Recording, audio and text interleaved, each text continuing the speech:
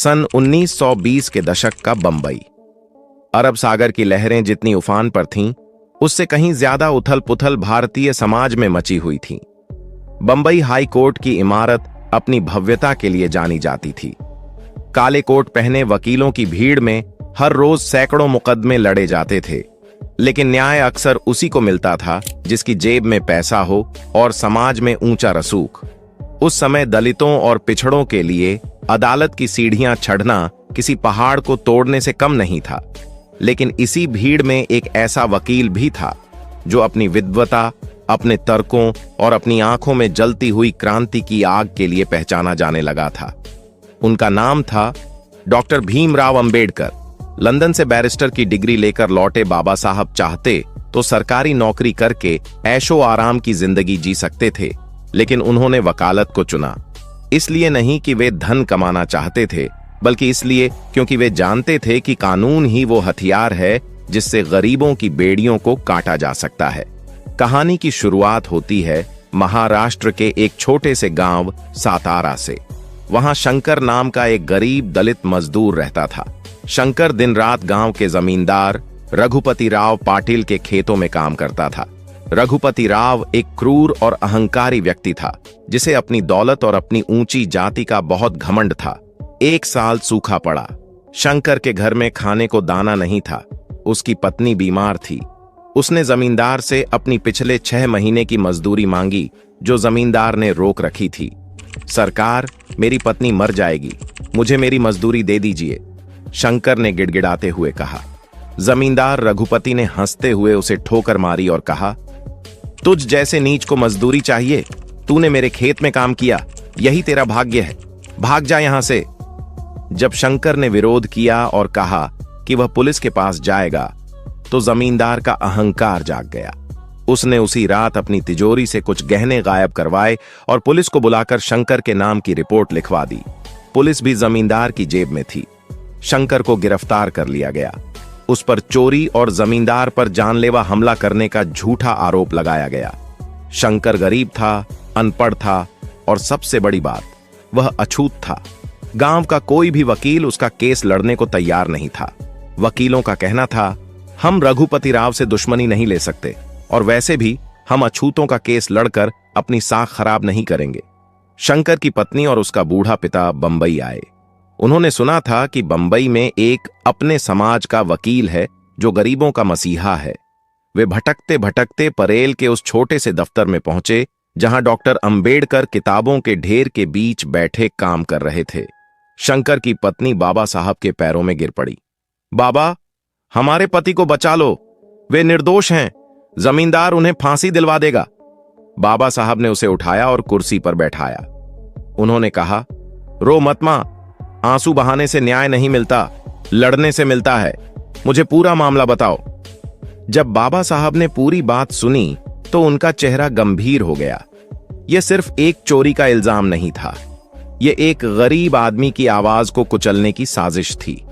उन्होंने शंकर के पिता से कहा, मैं यह केस लड़ूंगा और चिंता मत करो, मेरी फीस की फिक्र मत करना। मेरा फीस तो उस दिन मुझे मिल जाएगा जिस दिन शंकर निर्दोष साबित होकर तुम्हारे साथ घर जाएगा। केस की सुनवाई का दिन आया। बंबई की सेशन कोर्ट खचाखच भरी थी।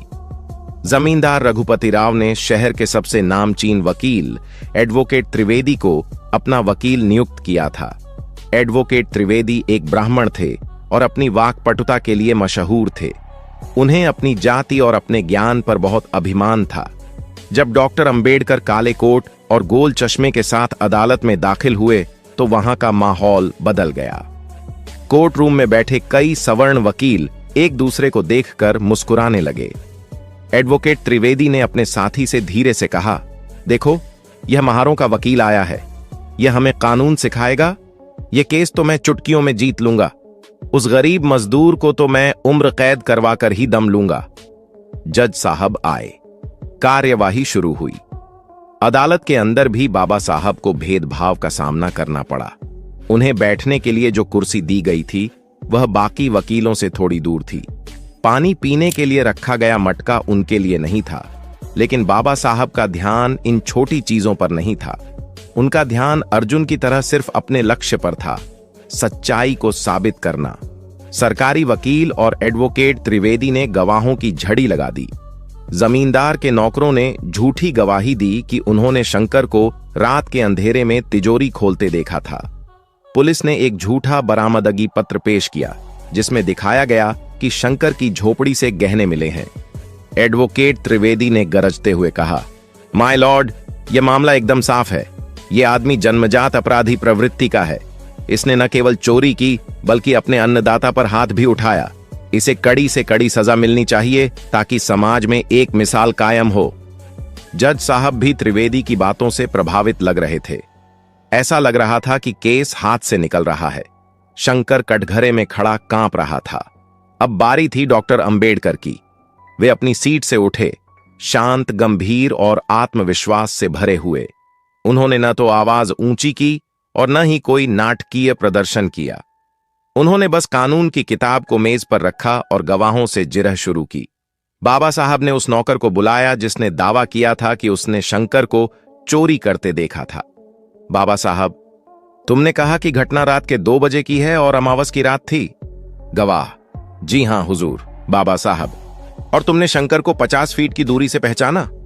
गवाह, हां, मैंने पहचाना। बाबा साहब, अमावस की काली रात में बिना किसी लालटेन या रोशनी के तुम 50 फीट दूर से किसी का चेहरा कैसे देख सकते हो? क्या तुम्हारी आंखों में बिल्ली जैसी रोशनी है? अदालत में सन्नाटा छा गया। गवाह हड़बड़ा गया। वो बिजली कड़की थी शायद। बाबा साहब मुस्कुराते हुए, माय लॉर्ड, मौसम विभाग की रिपोर्ट मेरे हाथ में है। उस रात आकाश साफ था, कोई बादल नहीं थे। बिजली कड़कने का सवाल ही नहीं उठता। यह गवाह झूठ बोल रहा है। एडवोकेट त्रिवेदी के माथे पर पसीना आ गया। बाबा साहब की तैयारी अद्भुत थी। उन्होंने हर छोटे विवरण पर काम किया था।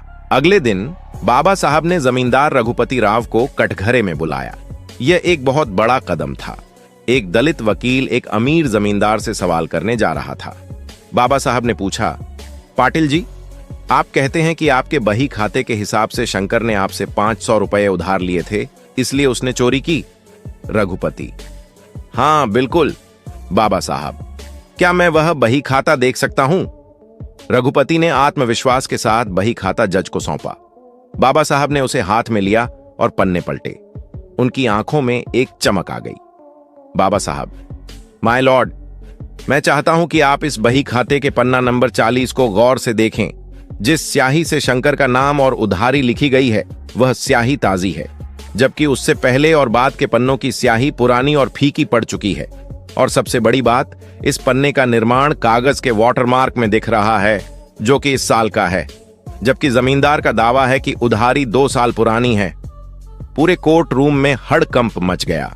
बाबा साहब ने अपनी जेब से एक आवर्धक लेंस निकाला और जज की मेज पर रख दिया। बाबा साहब गरजती हुई आवाज में, यह सबूत चीख चीख कर कह रहा है कि यह खाता कल रात ही तैयार किया गया है। यह जालसाजी है। माय लॉर्ड, एक गरीब मजदूर को फंसाने के लिए कानून का मजाक उड़ाया गया है। एडवोकेट त्रिवेदी ने विरोध करने की कोशिश की। Objection my Lord, doctor Ambedkar गुमराह कर रहे हैं। लेकिन जज ने जब लेंस से देखा तो सच्चाई सामने थी। कागज नया था, एंट्री फर्जी थी। बाबा साहब ने केवल कानून नहीं पढ़ा था, उन्होंने फॉरेंसिक और सबूतों की बारीकी को भी समझा था। केस के अंतिम दिन बाबा साहब ने अपनी अंतिम दलील पेश की। यह केवल एक वकीलों वाली बहस नहीं थी, यह मानवता की पुकार थी। बाबा साहब ने जज और भरी अदालत की ओर देखते हुए कहा, माय लॉर्ड, यह केस सिर्फ 10 तोले सोने की चोरी का नहीं है। यह केस इस देश की उस मानसिकता का है जो मानती है कि एक गरीब दलित मजदूर को कुचलना उनका जन्मसिद्ध अधिकार है। मेरे विद्वान मित्र त्रिवेदी जी ने कहा कि शंकर एक नीच जाति का है, इसलिए अपराधी है।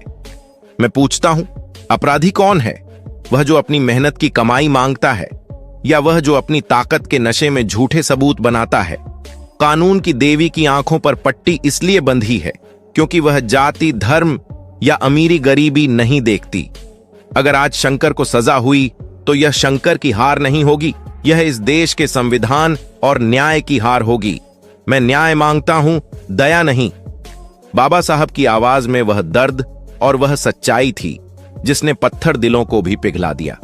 जो वकील कल तक उनका मजाक उड़ा रहे थे, आज वे भी शांति से सुन रहे थे। एडवोकेट त्रिवेदी सिर झुकाए बैठे थे क्योंकि उनके पास तर्कों का कोई जवाब नहीं था। जज साहब ने अपना फैसला सुनाया। तमाम सबूतों और गवाहों को मद्देनजर रखते हुए और विशेष रूप से डॉक्टर अंबेडकर द्वारा पेश किए गए अकाट्य प्रमाणों के आधार पर यह अदालत इस निष्कर्ष पर पहुंचती है कि शंकर निर्दोष है। जमींदार रघुपति राव को झूठा केस करने और सबूतों से छेड़छाड़ करने के जुर्म में गिरफ्तार करने का आदेश दिया जाता है। जैसे ही जज ने हथौड़ा बजाया, कोर्ट के बाहर खड़ी भीड़ में खुशी की लहर दौड़ गई। बाबा साहब अंबेडकर की जय के नारे गूंजने लगे। शंकर कटघरे में ही फूट फूट कर रोने लगा। बाहर आकर शंकर और उसका परिवार बाबा साहब के चरणों में लौट गया। वे उनकी जूतियों की धूल अपने माथे पर लगाने लगे, लेकिन बाबा साहब ने उन्हें रोका। उन्होंने शंकर को अपने हाथों से उठाया और गले लगा लिया। उन्होंने कहा, शंकर, किसी के पैरों में मत गिरो। मैंने तुम्हें आज इसलिए नहीं बचाया कि तुम मेरे गुलाम बनो। मैंने तुम्हें इसलिए बचाया ताकि तुम सिर उठाकर जी सको। अपनी गुलामी की जंजीरों को तोड़ो, अपने बच्चों को पढ़ाओ। अगर तुम पढ़ोगे नहीं तो ऐसे ही कोई भी तुम्हें दबा देगा। शिक्षा ही वह शेरनी का दूध है जो पिएगा वह दहाड़ेगा। प्रेरणा की मशाल। उस दिन बंबई हाई कोर्ट के बाहर जो हुआ वह इतिहास बन गया। सवर्ण वकीलों का घमंड टूट चुका था। उन्होंने मान लिया था कि डॉक्टर अंबेडकर केवल दलितों के नेता नहीं हैं, बल्कि कानून के एक ऐसे विद्वान हैं जिनका मुकाबला करना असंभव है। इस जीत ने हजारों लाखों दबे कुचले लोगों में एक नई उम्मीद जगा दी। लोगों को विश्वास हो गया कि अगर हमारे पास शिक्षा है और हमारे साथ बाबा साहब जैसा निडर नेता है तो हम किसी भी अन्याय को हरा सकते हैं। डॉक्टर अंबेडकर ने उस रात अपनी डायरी में लिखा, आज एक केस जीता, लेकिन असली लड़ाई अभी बाकी है। जब तक मेरे समाज का हर व्यक्ति अपनी गरिमा के साथ जीना नहीं सीख लेता, मेरा संघर्ष जारी रहेगा। अब जानिए यह कहानी हमें क्या संदेश देती है। दोस्तों, यह कहानी हमें सिखाती है कि शिक्षा का महत्व। बाबा साहब अगर इतने पढ़े लिखे नहीं होते तो क्या वे उस फर्जी दस्तावेज को पकड़ पाते? नहीं, शिक्षा ही वह चाबी है जो बंद किस्मत के ताले खोलती है। जब पूरी दुनिया आपके खिलाफ हो, तब भी अगर आप सत्य के साथ हैं तो आपको डरने की जरूरत नहीं है। सेवा भाव। वकालत या कोई भी पेशा केवल पैसा कमाने के लिए नहीं, बल्कि समाज की मदद करने के लिए होना चाहिए। संघर्ष। परिस्थितियां कितनी भी कठिन क्यों ना हो, हार नहीं माननी चाहिए। आज भी जब कोई गरीब अदालत की चौखट पर जाता है तो उसे उम्मीद होती है कि संविधान उसकी रक्षा करेगा। वही संविधान जिसे बनाने वाले डॉक्टर बाबा साहब अंबेडकर थे। हमें उनके जीवन से प्रेरणा लेकर अन्याय के खिलाफ आवाज उठानी चाहिए और समाज के कमजोर वर्गों की मदद करनी चाहिए। डॉक्टर अंबेडकर ने कहा था कि जीवन लंबा होने के बजाय महान होना चाहिए। आज की वीडियो में बस इतना ही। यदि आपको हमारे द्वारा बनाया गया यह वीडियो पसंद आया हो और आप चाहते हैं कि हम बाबा साहब के इस मिशन को आगे बढ़ाएं, बाबा साहब पर बनाया गया हमारा ये वीडियो कैसा लगा, आप हमें कमेंट करके जरूर बताएं। दोस्तों, आज की वीडियो में बस इतना ही। इस चैनल पर मैं सिर्फ बाबा साहब के जीवन से जुड़ी छोटी बड़ी सभी जानकारी लेकर आता रहता हूं। यदि आप बाबा साहब को पसंद करते हो और इनके बारे में और अधिक जानना चाहते हो, वीडियो को पूरा देखने के लिए धन्यवाद। उम्मीद करता हूं आपके विचार भी बाबा साहब की तरह अच्छे होंगे।